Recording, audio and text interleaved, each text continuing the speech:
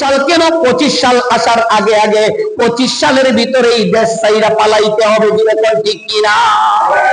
যারা এই সমাজের মধ্যে ক্ষমতার অপব্যবহার করছে, আল্লাহ তাদেরকে লাঞ্ছিত অপমানিত করছে। এটা খালি বাংলাদেশে নয়, গোটা পৃথিবীর ইতিহাসের দিকে তাকাইলেই দেখা যায়, যেরকম ঠিক কিনা? ক্ষমতা পাওয়ার পরে ক্ষমতার অপব্যবহার করেন না। আপনি মেম্বার হয়েছেন, চেয়ারম্যান হয়েছেন, এমপি হয়েছেন, মন্ত্রী মিনিস্টার হয়েছেন, আপনার কাছে মানুষের জনগণের টাকা আপনার কাছে আমানত, জনগণের যেই অনুদান গুলা এগুলা আপনার কাছে আল্লাহ তাআলা আমানত হিসাবে দিছে। এবার যদি চান আপনি ক্ষমতায় আইসা মেম্বার হইয়া বিধবা ভাতা আর বয়স্ক ভাতার কাজ যদি মাইরা খাইতে চান, টিবল গুলা যদি মাইরা খাইতে চান, খাইতে পারেন। স্মরণ রাখেন, ওই টিবল আর বিধবা ভাতা আর বয়স্ক ভাতা আপনার সাথে কবরে যাবে না, এমনকি বেইজ্জত না হইয়া মরণ হবে না, যেরকম ঠিক কিনা? এটা আপনাদের কাছে আমাদের কাছে আমানত। আমাদের দেশের তো অবস্থা হলো, কেউ যদি মোটামুটি একটা নেতা হইতে পারে তার তো কোনো অভাব নাই, অথচ ইতিহাস দেখেন হযরতে সাঈদ ইবনে আমির আল-জুমাই রাদিয়াল্লাহু তাআলা আনহুকে খলিফাতুল মুসলিমিন উমর রাদিয়াল্লাহু তাআলা আনহু হিমসের গভর্নর বানায় পাঠাইছেন। হিমসের শহরের বড় গভর্নর হলেন হযরতে সাঈদ ইবনে আমির আল-জুমাই। একদিন হিমসের কিছু লোক খলিফাতুল মুসলিমিন উমরের কাছে আসলো। উমর রাদিয়াল্লাহু তাআলা আনহু বললেন, তোমরা যেহেতু আসছো, এক কাজ করে তোমাদেরকে কিছু হাদিয়া দেই। কয় কি হাদিয়া? কয় তোমাদের দেশের কিছু গরিব লোকের লিস্টি দাও আমার কাছে। যখন বলছে তোমাদের দেশের গরিব লোকের লিস্টি দাও, আমি কিছু অনুদান দিব, তখন হিমসের লোকগুলা, ইতিহাস প্রমাণ করে হিমসের লোকগুলা তখন একটা লিস্টি লিখেছিল। লিস্টির মধ্যে সবার উপরে যার নাম, তার নাম হলো হযরতে সাঈদ ইবনে আমির আল-জুমাই, যিনি তাদের দেশের গভর্নর। অর্থাৎ তারা গরিবের লিস্টি লেখছে, এর মধ্যে 1 নম্বর গরিব হলো তাদের দেশের গভর্নর। সুবহানাল্লাহ। আর আমাদের দেশের গভর্নর কেন, যদি এমপি সাহেব হইতে পারে, এমপির তো টাকার অভাব নাই, এমপির পিএস, পিএস এর পিএস, তার আবার পিএস এরও কোনো কিছুর অভাব নাই, আসেনি না? না, ক্ষমতা পাইছে তো এখন জনগণের মাল আত্মসাৎ করছে। হিমসের গভর্নর এত এত ন্যায়পরায়ণ ছিলেন হযরতে সাঈদ ইবনে আমির আল-জুমাই, তারা লিস্টি দিছে 1 নম্বর গরিবের মধ্যে নাম লেখছে হযরতে সাঈদ ইবনে আমির আল-জুমাই। সুবহানাল্লাহ। উমর রাদিয়াল্লাহু তাআলা বলেন, সাঈদ ইবনে আমির আল-জুমাই কে? কয় কেন আমাদের দেশের গভর্নর। কয় কও কি? কয় হ্যাঁ। কয় তোমাদের দেশের গভর্নর আরে তো অভাবী নাকি? কয় হ্যাঁ, আমাদের গভর্নরের মতো এত দরিদ্র এত অভাবী আর কেউ নাই। উমর রাদিয়াল্লাহু তাআলা বললেন, এত ভালো মানুষ? কয় হ্যাঁ। কয় ঠিক আছে, আমি একদিন যাব, হিমসের মধ্যে যাব, গিয়ে আমি দেখবো, সাঈদ ইবনে আমিরের সাথে যোগাযোগ করব, সাক্ষাৎ করব, হিমসের মানুষকে জিজ্ঞাসা করব সাঈদ ইবনে আমির আল-জুমাই তাদের গভর্নরগিরি কেমনে চালায়, কেমনে তাদেরকে শাসন করে। হযরতে উমর রাদিয়াল্লাহু তাআলা গেছেন, গিয়া যেই দিন গেছেন ওই দিন গোটা হিমসের মধ্যে এলান করা হয়ে গেছে, ও হিমসের লোকেরা, খলিফাতুল মুসলিমিন হযরতে উমর আসতেছে, তোমরা যে যেই জায়গায় আসো সিলেট আলিয়া মাদ্রাসার মাঠের মধ্যে একত্রিত হয়ে যাও। সব একত্রিত হয়েছে, উঁচু করে মঞ্চ বানানো হয়েছে। এখানে সাঈদ ইবনে আমির আল-জুমাই উঠছেন, হযরতে উমর রাদিয়াল্লাহু তাআলা উঠছেন। এর মধ্যে জিজ্ঞাসা করেন উমর রাদিয়াল্লাহু তাআলা, এই হিমসের লোকেরা, আমি তোমাদের মধ্যে গভর্নর হিসেবে নিযুক্ত করেছিলাম আমার সাঈদ ইবনে আমির আল-জুমাইকে, কেমন ভাবে দেশ চালায়, ভালো না? না। উমর রাদিয়াল্লাহু তাআলা মনে মনে, এর থেকে ভালো মানুষ আর কে হইতে পারে, যে গভর্নর হওয়ার পরে দেশের মধ্যে সবথেকে গরিব, এর থেকে ন্যায়পরায়ণ বাদশা আর কে হইতে পারে, এই ধারণা করতেছে। হঠাৎ দেখা যায় বিরাট বড় সমাবেশ, এক ব্যক্তি পিছন থেকে দাঁড়াইছে, জিজ্ঞাসা করতেছে, তুমি কেন দাঁড়াইলা? খলিফাতুল মুসলিমিন হযরতে উমরকে জিজ্ঞাসা করলো, তুমি কেন দাঁড়াইলা? ওই ব্যক্তি কয়, ও খলিফাতুল মুসলিমিন, আমাদের গভর্নরের উপরে আমার একটা অভিযোগ আছে। উমর রাদিয়াল্লাহু তাআলা কয়, এত বড় ন্যায়পরায়ণ বাদশা আর তার উপরে অভিযোগ? কি এত বড় অভিযোগ হইতে পারে? উনি তো এত বড় আল্লাহ ওয়ালা মানুষ যে দেশের মধ্যে গভর্নর হওয়ার পরে সবথেকে গরিব। আরে একটু বাড়ান, একটু বাড়ান। হ্যাঁ, আগ থেকে একটু কমাই রাখেন।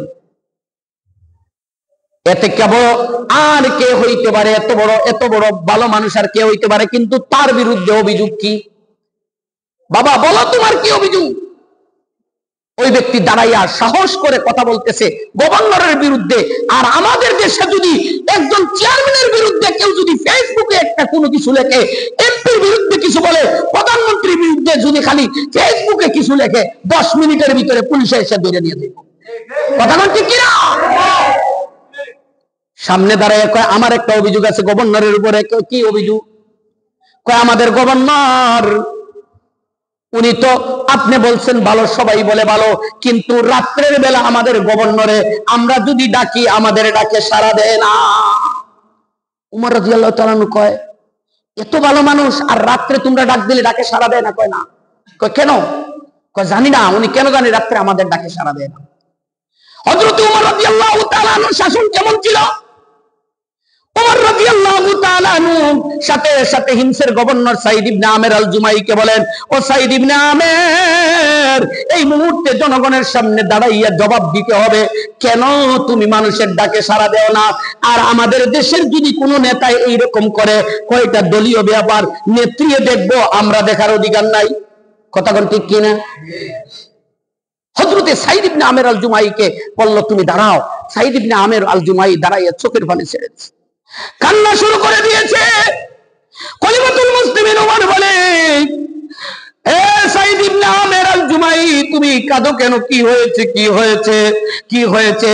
এবার গভর্নর বলে, ও খলিফাতুল মুসলিমিন, আপনি যে আমারে হিমসের গভর্নর বানাইছেন, আমি বারবার বলছিলাম আমি গভর্নর হব না, আমি গভর্নর হব না। ও খলিফাতুল মুসলিমিন, সারাদিন আমি মানুষের সেবা করতে থাকি, সারাদিন মানুষের অভিযোগগুলা শুনি, সারাদিন আমি আমার মুনিবরে ভালোভাবে একটা সিজদা করতে পারি না, আমি আমার মুনিবের সামনে দাঁড়াইয়া তৃপ্তি সহকারে আমি একটা রুকু সিজদা করতে পারি না, শুধু খালি ফরজ নামাজটা পড়তে পারি আর পারি না, কিন্তু আমার মুনিবের সাথে যে আমার সম্পর্ক, ও খলিফাতুল মুসলিমিন, এই জন্য আমি সারাদিন তাদের সেবায় নিযুক্ত থাকি, কিন্তু রাত্রের বেলা আমি আমার মুনিবের সামনে দাঁড়াইয়া বলি, আল্লাহ তোমার গোলামরে তুমি দায়িত্ব দিয়েছে গো আল্লাহ, এই জন্য তোমার তৃপ্তি সহকারে ডাকতে পারি না। ও রব্বুল আলামিন, তাকাইয়া দেখো দুনিয়ার সব মানুষ ঘুমায়, কিন্তু তোমার গোলাম এই সাঈদ ইবনে আমের আল জুমাই ঘুমায় না।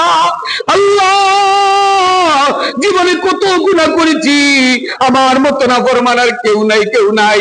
আল্লাহ গো, আমার অপরাধের কারণে আমার দেশের মধ্যে তুমি অবনটন দিও না, আমার জনগণকে তুমি কষ্ট দিও না, কষ্ট দিও না।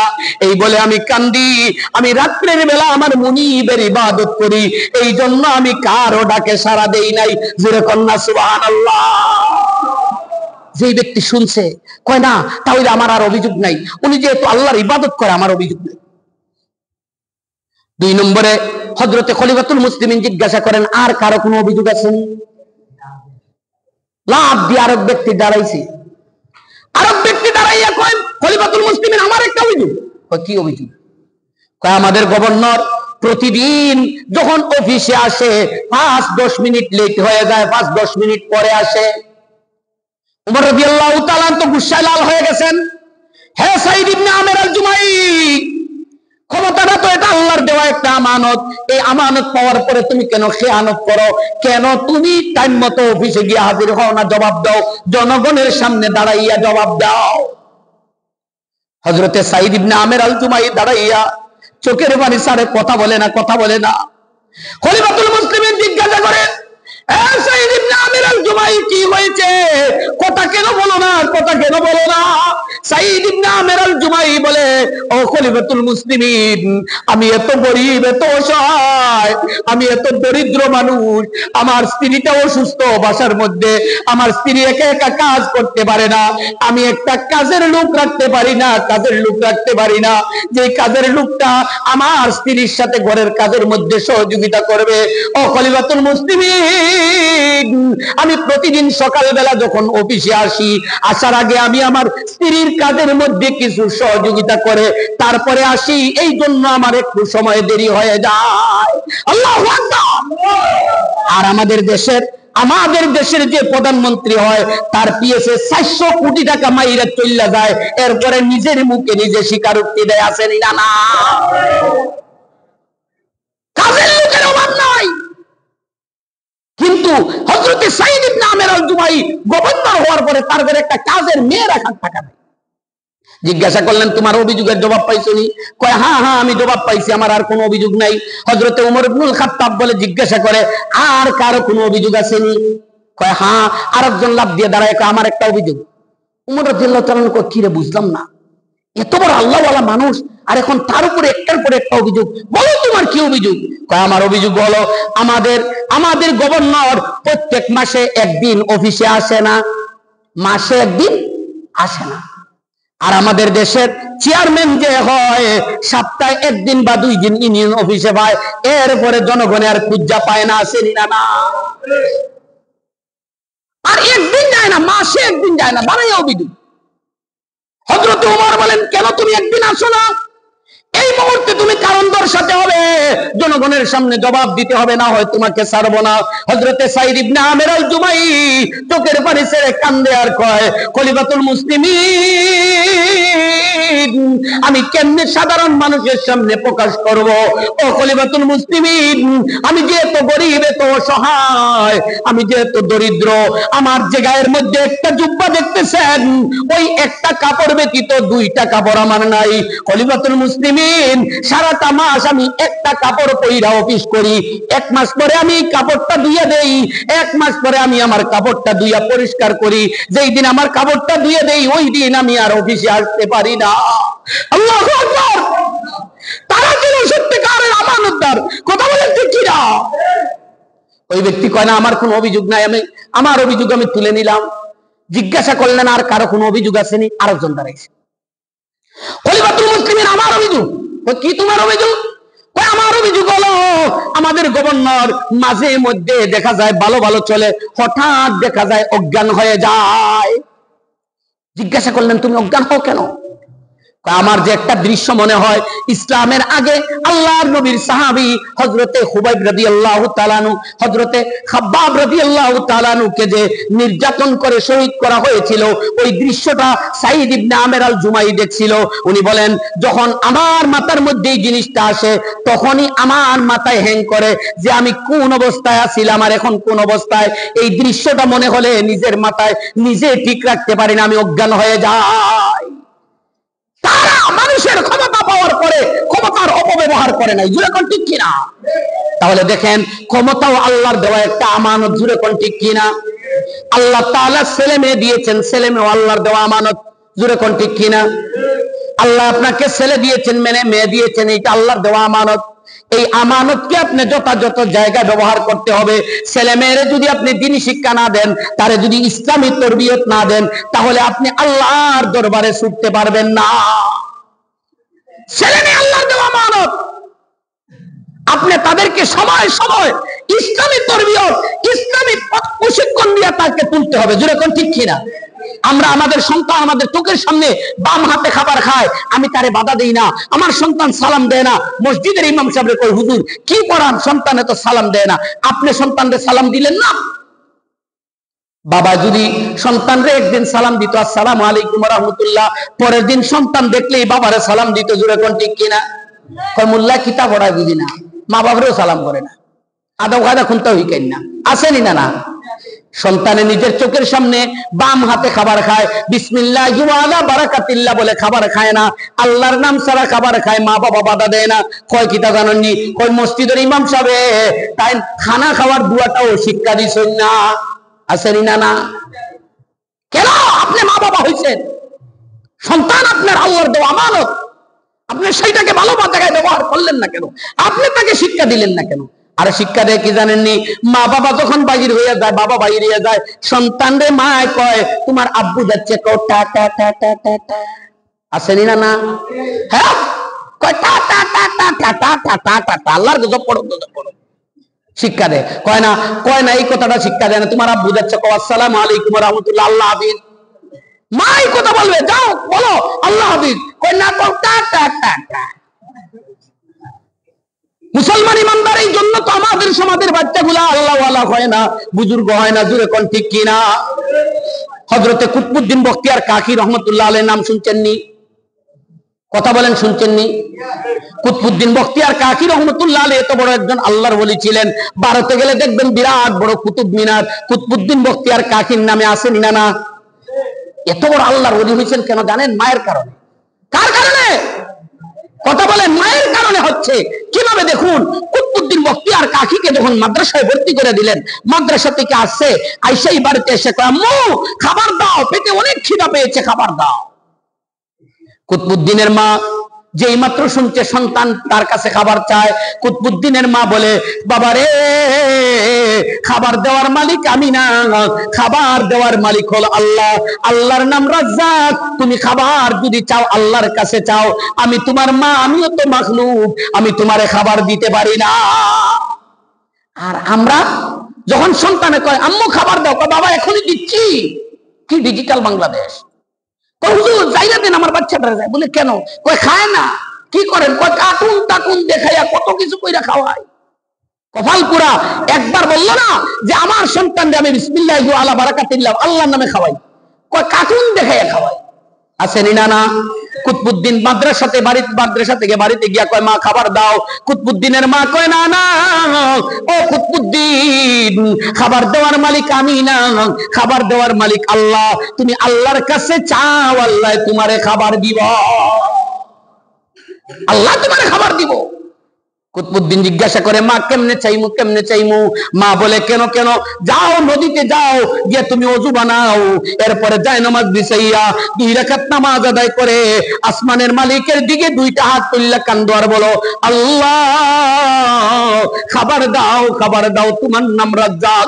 ও রব্বুল আলামিন, সারাদিন কষ্ট করে মালাইকান্দি মাদ্রাসায় পড়েছি, আল্লাহ এখন বাড়িতে আসলাম খাবার খাওয়ার জন্য, মা বলছে তোমার নাম রাজ্জাক। আল্লাহ গো, এই মুহূর্তে খাবার খাওয়ার ইচ্ছা হয়েছে, আল্লাহ তুমি যদি না দাও কিভাবে খাইমু, কোথায় থেকে খাইমু? আল্লাহ তাআলার কাছে চাইবা, আল্লাহ তোমারে খাবার দিব। সুবহানাল্লাহ। যখন এই কথা বলছে, কুতুবউদ্দিন তো ছোট্ট মানুষ, কয় ঠিক আছে।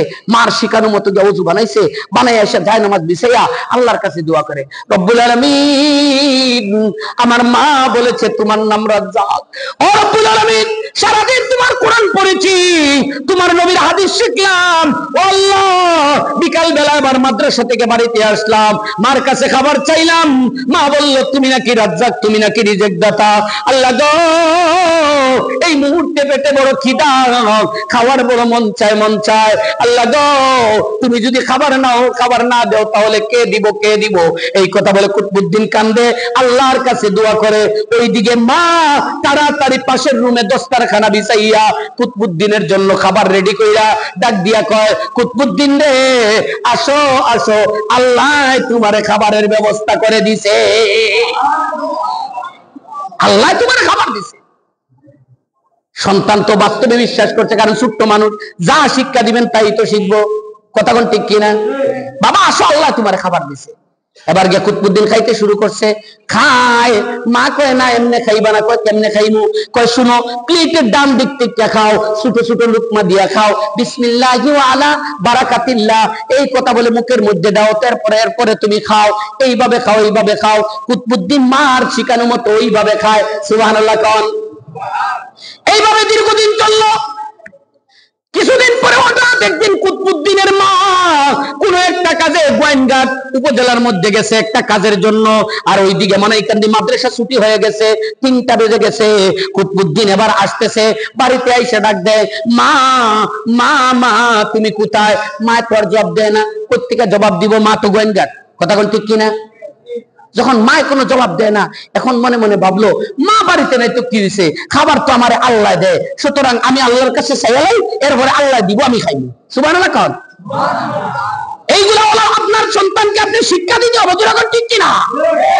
এই দেশের মধ্যে সর্বপ্রথম যখন এনজিও আসছিল শেখ আব্দুল্লাহ হরিগুরি রহমতুল্লাহ আলাইহির জবান থেকে আমি শুনছিলাম এই ছেলে ভাইয়ের থেকে একটু বড় হব, বড় ছিলাম আমি। ওই সময় হাহারকান্দি বাজারে আসছিল শেখ আব্দুল্লাহ হরিগুরি রহমতুল্লাহ আলাইহি আসছিলেন, উর্দু একটা বই হাতের মধ্যে নিয়ে ওইটা পড়ছিল আর তখন তর্জমা করছিল আর বলছিল, একবার বলছিল যে শোনো, যখন এই দেশের মধ্যে সর্বপ্রথম এনজিও আসলো, ব্রাক স্কুল করলো, তখন স্কুলে যাওয়ার পরে পিটির নামে পোলাপানরে দাঁড় করানো হয়নি, কতক্ষণ দাঁড় করানো হয়নি, লাইন ধরে একটার পিছনে আরেকটারে দাঁড় করাইয়া এক পর্যায়ে ম্যাডামে কয় কি জানেননি, কয় এই কয় কি, কয় তোমরা এক কাজ করো, সবাই হাত পিছন দিকে দাও, পিছন দিকে দিছে, কয় চোখ বন্ধ করো, চোখ বন্ধ করছে, আল্লাহরে বলো আল্লাহ চকলেট দাও, চকলেট দাও। তো ছোট্ট বাচ্চা যা শিক্ষা দিবেন তাই তো শিখবো। কয় ঠিক আছে, পিছন দিকে হাত দিয়ে আল্লাহ চকলেট দাও, চকলেট দাও। একটু পরে কয় চোখ খুলো তো, খুলছে, কয় দেখো তো দিছেনি, কয় না, আল্লাহ দিছে না, কয় না, কথা হলে কাজ করো, কয় কি, কয় পিছন দিকে আবার হাত দাও, দিছে হাত, কয় আবার বলো আফা চকলেট দাও, চকলেট দাও, ম্যাডাম চকলেট দাও, চকলেট দাও। তো বাচ্চারা আবার চোখ বন্ধ করে পিছন দিকে হাত দিয়া কয় ম্যাডাম চকলেট দাও, চকলেট দাও। ম্যাডামে দৌড় দিয়ে সবার হাতে হাতে একটা একটা দিছে, দিয়া এবার কয় চোখ খুলো তো, চোখ খুলছে, কয় দেখো তো দিছেনি, কয় হ্যাঁ, কয় এবার বলো তো আল্লাহ দে না আফায় দে, ছোট্ট বাচ্চারা কয় আফায় দে, আফায় দে, নাউজুবিল্লাহ কয়। বুঝছেন নি ইমান কোন দিকে গেছে, বুঝছেন নি, বুঝছেন নি? ও মুসলমান, এইগুলা হলো আপনার পারিবারিক শিক্ষা। আপনার সন্তানরে আপনি পারিবারিক শিক্ষা দিতে হবে। ও সন্তানপুরের মা বোনেরা শুনো, তোমার সন্তানকে তুমি ইসলামী তরবিয়ত শিক্ষা দিতে হবে। তোমার সন্তানকে তুমি বলে দিতে হবে, বাবা তুমি যখন ঘর থেকে বাহির হইবা, রাস্তার ডান পাশে চলবা, দুইজন মুরব্বী যদি কথা বলে তাদের মধ্যখান দিয়া যাইবা না, সাইড দিয়া যাইবা, সালাম করবা, এরপরে তাদেরকে পাস কইরা চলে যাইবা। খবরদার মুরব্বীদের সাথে বেয়াদবি করা যাবে না, কথা কোন ঠিক কিনা? এই তরবিয়ত আমাদের নাই, তো পারিবারিক শিক্ষা নাই। বাচ্চারে কার্টুন দেখায় একটু বড় হওয়ার পরে দিল মাদ্রাসায়, স্কুলে। এখন যদি বাচ্চা এগুলা করে না, কয় কিতা হুজুর রাখলা, ই মোল্লা বালা না, বিদায় দাও, কথা কোন ঠিক কিনা? মুসলমান ইমানদার, এবার দেখুন কুতবুদ্দিন বখতিয়ার কাকি এসে দেখে মা নাই। কুতবুদ্দিন অন্য দিনের মতো ওযু বানাইলো, 2 রাকাত নামাজ আদায় করলো, 2টা হাত আসমানের মালিকের দিকে তুল্লা দিয়া কান্দে আর বলে, ও আসমানের মালিক আল্লাহ, আমার মা বলেছে তুমি নাকি রাজ্জাক। ও রব্বুল আলামিন, সারাদিন মাদ্রাসায় লেখাপড়া করলাম, বিকাল বেলা বাড়িতে আসলাম, পেটে বড় খিদা গো আল্লাহ, এই মুহূর্তে খাবারের বড় প্রয়োজন।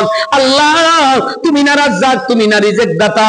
ও রব্বুল আলামিন, তুমি খাবার দাও, তুমি খাবার দাও। তুমি যদি না দাও, কোথায় থেকে খাইব? কে খাবার দিব, কে খাবার দিব? আমার মা যে বাড়িতে নাই, আল্লাহ তুমি খাবার দাও, খাবার দাও। এই কথা বলে কুতবুদ্দিন ওইদিকে কান্দে। কুতবুদ্দিনের মা গোয়েন্দার থেকে তাকাইয়া দেখে 3টা বাজে গেছে। কুতবুদ্দিনের মার ভিতরেও মারছে বাড়ি। আহারে সর্বনাশ, আজকে আমার সর্বনাশ হয়ে গেছে। এতদিন যাবত আমার বাচ্চারা আমি শিক্ষা দিয়েছিলাম খাবার দেওয়ার মালিক আল্লাহ, কিন্তু খাবার তো আমি রেডি করে দিয়েছি। আজকে আমার সন্তান যখন খাবার পাইবে না, তার বিশ্বাস নষ্ট হবে যে না না আল্লাহ দেয় না। যদি আল্লাহ দিত, আজকে আমার মা বাড়িতে নাই, দিল না কে লেগিয়া? কথা কোন ঠিক কিনা? আল্লাহ দিল না কেন? সুতরাং আল্লাহ দেয় না, আমার মাই দেয়। এবার কুতবুদ্দিনের মা রাস্তা দিয়া পাগলের মতো দৌড়ে আর কান্দে আর বলে, ও আসমানের মালিক আল্লাহ, তুমি তো কুল্লি শাইইন কাদির, আল্লাহ তুমি সর্বশক্তিমান খোদা, আল্লাহ তুমি চাইলে সবই পারো। এই মুহূর্তে তুমি চাইলে আমার সন্তানের জন্য জান্নাত থেকে খাবার পাঠাইতে পারো। আল্লাহ গো, যদি এই মুহূর্তে আমার সন্তান খাবার পায় না গো, তাহলে আমার সন্তানের বিশ্বাস নষ্ট হয়ে যাবে, নষ্ট হয়ে যাবে। ও রব্বুল আলামিন, তুমি একটা ব্যবস্থা করে দাও না, আমার সন্তানের যেন বিশ্বাসটা নষ্ট না হয়। এই কথা বলে এইদিকে মা কান্দে, ওইদিকে কুতবুদ্দিন কান্দে। আল্লাহ পাক রব্বুল আলামিনের আরশের রহমতের দরিয়ার মধ্যে জুস মারছে। সুবহানাল্লাহ। আল্লাহ পাক রব্বুল আলামিন ডাক দিয়া কয়, ও জিবরাইল, আর দেরি করা যাবে না, আর দেরি করা যাবে না, যাও যাও জান্নাতের ভিতরে যাও, জান্নাত থেকে রুটি আর বাজি নিয়ে যাও, আমার কুতবুদ্দিনের জন্য ভারতের জমিনে খাবার নিয়ে যাও, রুটি আর বাজি। শোনো রে, কুতবুদ্দিন এখনো মুনাজাতের মধ্যে আছে। মুনাজাত শেষ করার আগে আমার কুতবুদ্দিনের জন্য অন্য দিনের মতো রুটি আর বাজি দিয়া তারে খাবারের ব্যবস্থা করে দাও। কুতবুদ্দিন নামাজ শেষ করছে, শেষ করে সোজা গেছে, গিয়া দস্তরখানা বৈশা দেখে খাবার উপস্থিত। সুবহানাল্লাহ কোন। কুতুবউদ্দিন খাবার খাইতে শুরু করছে, যেই মাত্র মুখের মধ্যে দিছে তাকাইয়া দেখে না না, এত সুস্বাদুর খাবার কোনোদিন খাই নাই, কোনোদিন খাই নাই। কে দিল বা কোথায় থেকে আসলো? নিশ্চয় আমার আল্লাহ দিয়েছে, কিন্তু আজকে মনে হয় আল্লাহ স্পেশাল কিছু দিছে। না না, এত মজার খাবার একা একা খাবো না। নিজে খাইলেন, মার জন্য কিছু রাইখা দিলেন। কিছুক্ষণ পরে মা পাগলের মতো দইরা আইসা বাড়িতে ঢুকে আর কয়, কুতুবউদ্দিন রে শুনো শুনো, এখনই আল্লাহ তোমারে খাবার দিব, একটু ধৈর্য ধরো। কুতুবউদ্দিন বলে, মা তুমি আমারে কি বুঝাইতে চাও? ও মা, আল্লাহ তো আমারে খাবার দিছে গো, আমি খেয়ে ফেলছি। সুবহানাল্লাহ। কুতুবউদ্দিনের মা কয়, কি বলো? কয় হ্যাঁ। কুতুবউদ্দিনের মা কয়, বাবা কোথায় থেকে খাইছো? কয় ওই যে খাবার। ও মা, আমি একা খাই নাই, আমি তোমার জন্য রেখে দিয়েছি। কুতুবউদ্দিনের মা এবার কাছে আইসা যেই মাত্র রুটিটা মুখের মধ্যে দিছে, দিয়াই দেখে না, এই রুটি দুনিয়ার কোন মনরতল বাজারের রুটি না, এই রুটি হাদারপাড় বাজারের রুটি না, এইটা সিলেট পাঁচবাইয়ের রুটি না, চাইনিজের রুটি না। কুতুবউদ্দিনের মার আর বুঝতে দেরি হয় নাই, নিশ্চয় এই রুটিটা আল্লাহ তাআলা আমার সন্তানের জন্য জান্নাত থেকে পাঠাইয়া দিয়েছে। এই জন্য তো কুতুবউদ্দিন বখতিয়ার কাকি, তার নামের সাথে কাকি লাগানো হয়েছে, অর্থাৎ যে দুনিয়াতে থাকা অবস্থায় জান্নাতি রুটি খায়। সুবহানাল্লাহ। ও সুলতানপুর মনরতল এলাকার মা বোনেরা শুনো, তোমার সন্তানের যদি তুমি ওইভাবে খাবারের ব্যবস্থা করতে চাও, তুমি যদি তোমার সন্তানরে কুতুবউদ্দিন বখতিয়ার কাকির মতো আল্লাহর ওলি বানাইতে চাও, তুমি সময় সময় তোমার সন্তানরে ইসলামী তরবিয়ত শিক্ষা দিতে হবে। জুড়ে কোন ঠিক কিনা? এত বড় আল্লাহর ওলি হয়েছেন কুতুবউদ্দিন বখতিয়ার কাকি। ইন্তেকালের আগে তার ছেলেদেরকে ডাক দিছে, আসো। সবাই আইছে। কি ব্যাপার আব্বা? কয়, কেউ বা মুহাদ্দিস হইছো, কেউ শাইখুল হাদিস হইছো, কেউ হাফিজ সাহেব হইছো, খবরদার আমার ইন্তেকালের পরে তোমরা কেউ আমার জানাজার নামাজ পড়াইবে না।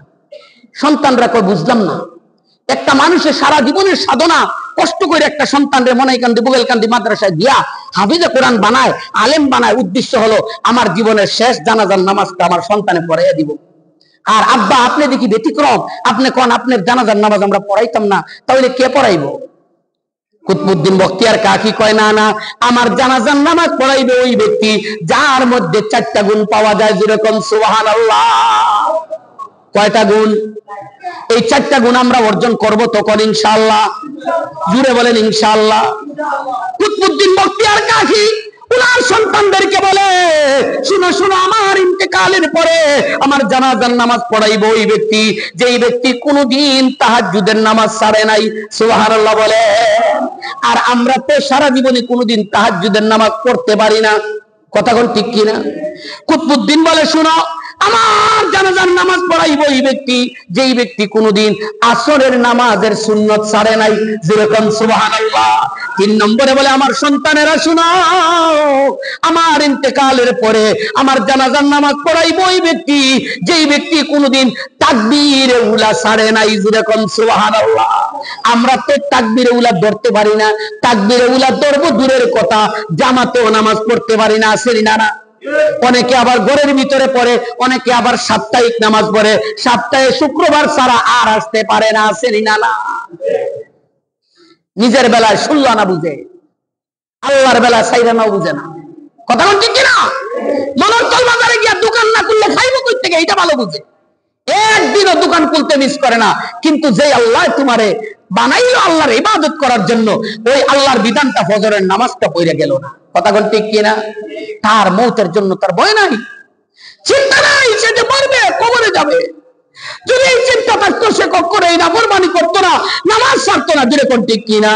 এই জন্য আমি বলি, চিন্তা করে দেখো না কবরে কি যাইবা না। বলেন বলেন, চিন্তা করে দেখো না কবরে কি যাইবা না, চিন্তা করে দেখো না কবরে কি যাইবা না।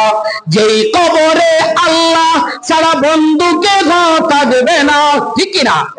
যেই কবরে আল্লাহ ছাড়া বন্ধুকে থাকবে না, চিন্তা করে দেখো না কবরে কি যাইবা না, চিন্তা করে দেখো না কবরে কি যাইবা না। কথা কোন ঠিক কিনা? এই দুনিয়ায় সবই পর, কবর যে তোর আসল ঘর। এই দুনিয়ায় সবই পর, কবর যে তোর আসল ঘর। কেমনে সে তাই থাকবি পরে শুধুই মাটির বিছানা। কেমনে সে তাই থাকবি পরে শুধুই মাটির বিছানা। চিন্তা করে দেখো না কবরে কি যাইবা না। বলেন না, চিন্তা করে দেখো না কবরে কি যাইবা না। যেই কবরে আল্লাহ সারা বন্ধু কেন থাকবে না। যেই কবরে আল্লাহ সারা বন্ধু কেন থাকবে না। চিন্তা করে দেখো না কবরে কি যাইবা না। কথা কোন ঠিক কিনা? এই দুনিয়া ছাড়িয়া কোথায় যাইবা বাগিয়া। এই দুনিয়া ছাড়িয়া কোথায় যাইবা পালায়া। মরণ তোমায় লইবে গিরি যতই করো বাহানা। মরণ তোমায় লইবে গিরি যতই করো বাহানা। চিন্তা করে দেখো না কবরে কি যাইবা না। যেই কবরে আল্লাহ সারা বন্ধুকে না থাকবে না। যেই কবরে আল্লাহ সারা বন্ধুকে না থাকবে না। চিন্তা করে দেখো না কবরে কি যাইবা না। দিলে বড় অহংকার, চিনলি না আজ খুদার ঘর। ঠিক কিনা? দিলে বড় অহংকার, চিনলি না আজ খুদার ঘর। নামাজের কথা কি তোমার একটু মনে পড়ে না। নামাজের কথা কি তোমার একটু মনে পড়ে না। চিন্তা করে দেখো না কবরে কি যাইবা না। মাশাআল্লাহ, চিন্তা করে দেখো না কবরে কি যাইবা না। যেই কবরে আল্লাহ সারা বন্ধুকে গো থাকবে না। যেই কবরে আল্লাহ সারা বন্ধুকে গো থাকবে না। চিন্তা করে দেখো না কবরে কি যাইবা না। আজান কানে শুনিয়া কেমনে তাকো ঘুমায়া। আজান কানে শুনিয়া কেমনে তাকো ঘুমায়া। কবরের আযাবের কথা একটু মনে পড়ে না। কবরের আযাবের কথা একটু মনে পড়ে না। চিন্তা করে দেখো না কবরে কি যাইবা না। চিন্তা করে দেখো না কবরে কি যাইবা না। যেই কবরে আল্লাহ সারা বন্ধুকে গো থাকবে না। যেই কবরে আল্লাহ সারা বন্ধুকে গো থাকবে না। চিন্তা করে দেখো না কবরে কি যাইবা না। অবশেষের ঠিকানা শুধুই মাটির বিছানা। জুড়ে কোন ঠিক কিনা? মুসলমান ইমানদার, কোন মানুষের ভিতরে যদি এই কবরের ভয় থাকতো সে নামাজ ছাড়তো না। জুড়ে কোন ঠিক কিনা? কোন মানুষের ভিতরে যদি কবরের ভয় থাকতো অন্যের সম্পত্তি আত্মসাৎ করতো না। কারো ভিতরে যদি কবরের ভয় থাকতো, মৌতের ভয় থাকতো, সে কখনো আমানতের খেয়ানত করতো না। জুড়ে কোন ঠিক কিনা? কুতুবউদ্দিন বখতিয়ার কাকি কয়, আমার জানাজার নামাজ পড়াইব ওই ব্যক্তি। 4 নম্বরে আমার জানাজার নামাজ পড়াইব ওই ব্যক্তি যেই ব্যক্তি কোনোদিন ইচ্ছাকৃতভাবে কোনো বেগানা নারীর দিকে তাকায় নাই। কয়টা গুণ? 1 নম্বরে যার কোনোদিন তাহাজ্জুদ ছুটে নাই। 2 নম্বরে যার কোনোদিন আসরের সুন্নত ছুটে নাই। 3 নম্বরে যার কোনোদিন তাকবীরে উলা ছুটে নাই। 4 নম্বরে যে কোনোদিন বেগানা নারীর দিকে ইচ্ছাকৃতভাবে তাকায় নাই। কুতুবউদ্দিন বলে, আমার সন্তানেরা শোনো, আমার ইন্তেকালের পরে ওই 4 গুণ বিশিষ্ট লোক দিয়ে আমার জানাজার নামাজ পড়াইবা। কিছুদিন পরে কুতুবউদ্দিন বখতিয়ার কাকির ইন্তেকাল হয়ে গেছে। এখন গোটা দেশের মধ্যে এলান হয়ে গেছে, ও দেশবাসীরা শুনছেনি, আল্লাহর ওলি কুতুবউদ্দিন বখতিয়ার কাকি আর দুনিয়াতে নাই। আগামী কালকে 10টার সময় সিলেট এমসি কলেজের মাঠের মধ্যে তার জানাজার নামাজ অনুষ্ঠিত হবে। সব এলাকার মানুষকে হাজির। আসরের নামাজের পরে, কথার কথা, আসরের নামাজের পরে এবার জানাজা শুরু হয়ে যাবে। এই অবস্থায় কে জানাজার নামাজ পড়াইবো? সবাইকে ওনার বড় ছেলে মুহাদ্দিস মানুষ, শাইখুল হাদিস মানুষ, বুগাইলকান্দি মাদ্রাসায় বুখারী শরীফ পড়ায়, মনাইকান্দি মাদ্রাসায় বুখারী পড়ায়, উনার থেকে বড় আলিম কেউ নাই, উনি পড়াইবো। উনি কয় আমি পারবো না। কয় কেন? কয় না আমি না। কয় তাহলে 2 নম্বর ছেলে দাও, তুমিও তো মুহাদ্দিস। কয় আমি পারবো না। কয় 3 নম্বর ছেলে দাও, তুমি হাফেজ। কয় আমিও পারবো না। কয় কেন কেন? কয় না আমার আব্বা ইন্তেকালের আগে আমার আব্বা শর্ত দিছে আমার জানাজার নামাজ পড়াইবো ওই ব্যক্তি যার মধ্যে 4টা গুণ আছে, আমাদের মধ্যে এই 4টা গুণ নাই, এই জন্য আমরা পারবো না। কি গুণ? এই 4টা গুণের কথা বললো। আসলে কেউ এইরকম তাকে যদি তাহলে বলো দাঁড়াও আজকে কুতুবউদ্দিন বখতিয়ার কাকির জানাজার নামাজ পড়াইয়া দাও, কেউ দাঁড়ায় না, কেউ দাঁড়ায় না। শেষ পর্যন্ত এক আল্লাহর ওলি দাঁড়াইছে, যার নাম হযরতে শামসুদ্দিন আল তামাশ রহমতুল্লাহ আলাইহি। ওই যুগের একজন বড় নেতা ছিলেন, একজন প্রধানমন্ত্রী ছিলেন। ওই প্রধানমন্ত্রীর মধ্যে 4টা গুণ পাওয়া গেছে। জোরে কন্যা সুবহানাল্লাহ। আমাদের এই দেশের মধ্যে যদি যে নেতা হইতো, যে প্রধানমন্ত্রী হয়, যে এমপি হয়, মন্ত্রী মিনিস্টার হয়, তার যদি এইরকম গুণ থাকে, বলেন তো দেখি বুকে হাত দিয়া এই দেশের মধ্যে কোনো কিছুর অভাব হবে? কিন্তু আজকে নেতারা ভুল করে তারা পাপ করে, আর প্রজারা আজকে সেটা বহন করে। কথা বলেন ঠিক কিনা? যাও, এই জন্য বলছিলাম যে ক্ষমতাও একটা আমানত। আবার দেখেন আল্লাহর দেওয়া ছেলে মেয়েও আমানত। কুতুবউদ্দিন বখতিয়ার কাকির মা আমানতদারি আদায় করছে, এই জন্য তার ছেলে কুতুবউদ্দিন বখতিয়ার কাকি হয়েছে। কথা কোন ঠিক কিনা? আর একটা আমানতের কথা শর্টে বলবো, শেষ করব। ধন সম্পত্তি আল্লাহর দেওয়া আমানত নিনা না? কথা কন, ধন সম্পত্তি আল্লাহর দেওয়া আমানত। আল্লাহ বলেন ওয়ানফিকু মিম্মা রাযাকনাকুম মিন ক্বাবলি আন ইয়াতি আহাদাকুমুল মাউত ফায়াকুল রাব্বি লাউলা আখখারতানি ইলা আজালিন করিব ফাআসাদদাকা ওয়া আকুম মিনাস সালিহিন।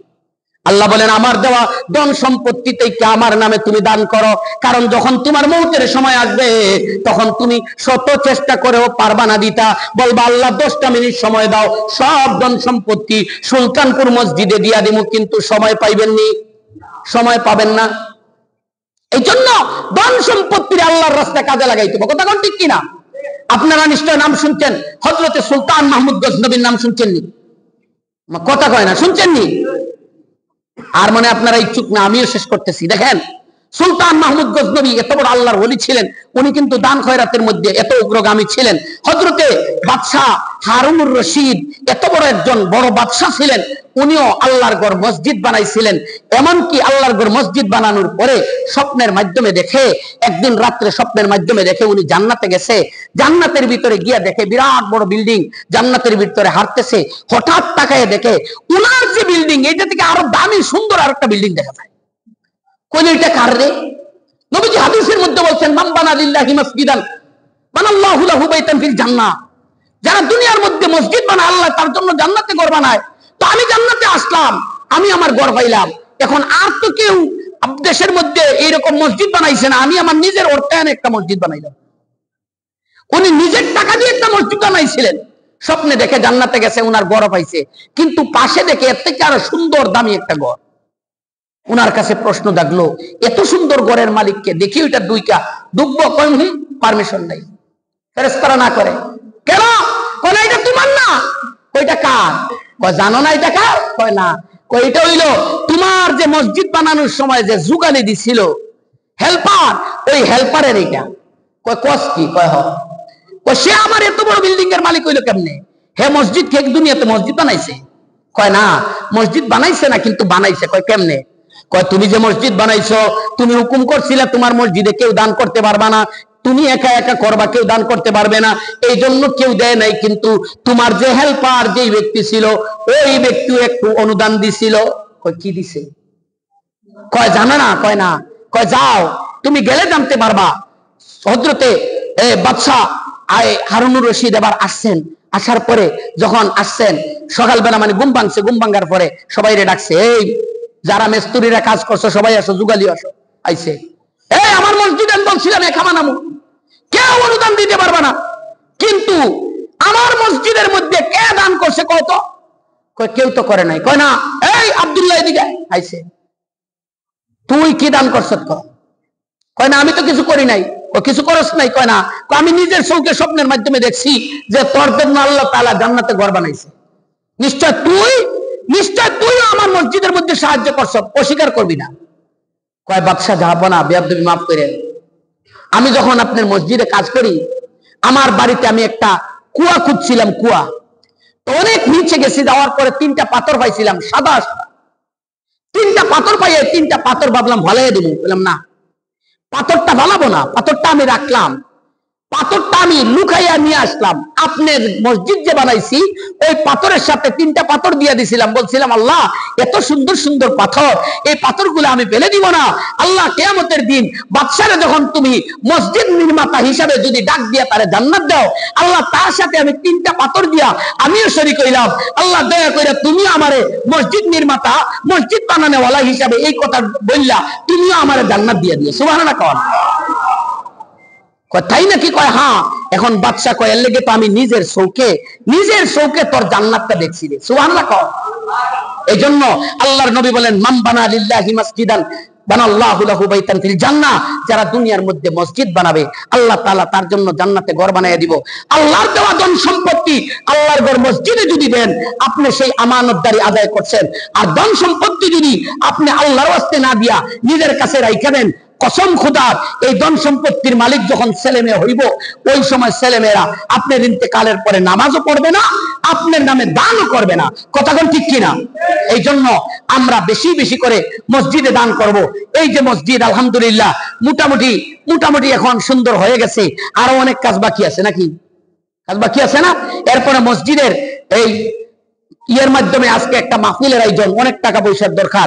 এই জন্য কে আছেন একজন মানুষ বলবেন যে হুজুর যদি ওই যুগালী ব্যক্তি যদি 3টা পাথর দিয়া জান্নাত লাভ করতে পারে, আমরাও জান্নাত চাই। আমি একজন মানুষ 5,000 টাকা দিব সুলতানপুর মসজিদে, 5,000 টাকা। একজন মানুষ 5,000 টাকা দিবেন। আমি আপনাদের এলাকার সন্তান, আলহামদুলিল্লাহ। ভাইয়ের নামটা কি? আচ্ছা, দাড়ি দুড়ি রাখছে তখন তার চিনতে পারতেছি না। জাকির ভাই মাশাআল্লাহ, 5,000 টাকা। নারে তাকবীর।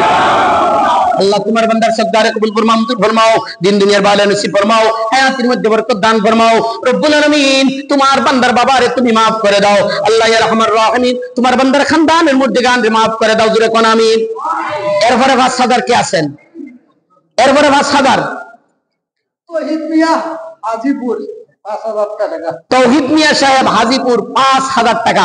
নারে তাকবীর। আল্লাহ তোমার বান্দার সদকারে কবুল ফরমাও, মঞ্জুর ফরমাও, দিন দুনিয়ার ভালো নসিব ফরমাও, হায়াতের মধ্যে বরকত দান ফরমাও। রব্বুল আলামিন কাল কিয়ামতের দিন তোমার বান্দারে মসজিদের নির্মাতা হিসাবে ডাক দিয়া তোমার বান্দারে তুমি জান্নাত দিয়া দিও। জোরে কোন আমিন। 3 নম্বরে 5,000, 3 নম্বরে 5,000, হিম্মত করেন। 3 নম্বরে 5,000 কে আছেন? তাড়াতাড়ি বলেন, তাড়াতাড়ি বলেন। আসেন এখানে, আমি দেখতেছি লোক আছেন। 5,000 কে দিবেন? তাড়াতাড়ি বলেন। না, আমি নিজের পক্ষ থেকে নাম ডাক দিব। তাড়াতাড়ি বলেন। 5,000 দানকারীদের পিতা মাতা। মাশাআল্লাহ। আব্দুল গনি ভাই আমার ক্লাসমেট, মনেগান্ধী মাদ্রাসায় ছোটবেলা পড়ছে একসাথে। আমার আব্দুল গনি ভাই 5,000 টাকা। নারে তাকবীর। আল্লাহ তোমার বান্দার সদকারে কবুল ফরমাও, মঞ্জুর ফরমাও, দিন দুনিয়ার ভালো নসিব ফরমাও। রব্বুল আলামিন তোমার বান্দার বাবা মা আত্মীয় স্বজন যারা কবর জগতে চলে গেছেন, আল্লাহ তাদের কবরগুলোরে জান্নাতের বাগান বানায় দাও। জোরে আমিন কোন। 4 নম্বরে 5,000। হ্যাঁ, কে? গনিবার মা বাবা। আচ্ছা, মা বাবা আছে, আলহামদুলিল্লাহ। আল্লাহ হায়াত বাড়াইয়া দেব। উনার মূর্তি গান আমি বলছি যারা কবরে চলে গেছে তাদেরকে মাফ করে দেওয়ার লাগিয়া। আচ্ছা, 4 নম্বরে 5,000, 4 নম্বরে 5,000, 4 নম্বরে 5,000, হিম্মত করেন। 4 নম্বরে 5,000। কত টাকা কত পয়সা ও ভাই ও কারণে চলে যায়, আল্লাহর ঘরে দিলে টাকা পরকালে পাওয়া যায়। কে আছেন? 4 নম্বরে 5,000, 4 নম্বরে 5,000। আল্লাহু আকবার। আবুল কালাম ভাই 4 নম্বরে 5,000। কোন গ্রাম? মনোরতল না? সুলতানপুর, ওই মাতার বাড়ি। ঠিক আছে, হ্যাঁ, আলহামদুলিল্লাহ। আল্লাহ তোমার বান্দার সদকারে কবুল ফরমাও, মঞ্জুর ফরমাও, দিন দুনিয়ার ভালো নসিব ফরমাও। আবুল কালাম ভাই না? হ্যাঁ, কামাল আহমদ ভাই। ঠিক আছে, আল্লাহ তোমার বান্দার সদকারে কবুল ফরমাও, মঞ্জুর ফরমাও, দিন দুনিয়ার ভালো নসিব ফরমাও, হায়াতের মধ্যে বরকত দান ফরমাও। রব্বুল আলামিন তোমার বান্দার খানদানের মধ্যে গানরে মাফ ফরমাও। রব্বুল আলামিন তোমার বান্দারে দুনিয়াতে কোটি টাকার মালিক বানায় দাও। জোরে আমিন কর, জোরে আমিন কর। 5 নম্বরে 5,000, 5 নম্বরে 5,000। কত টাকা কত পয়সা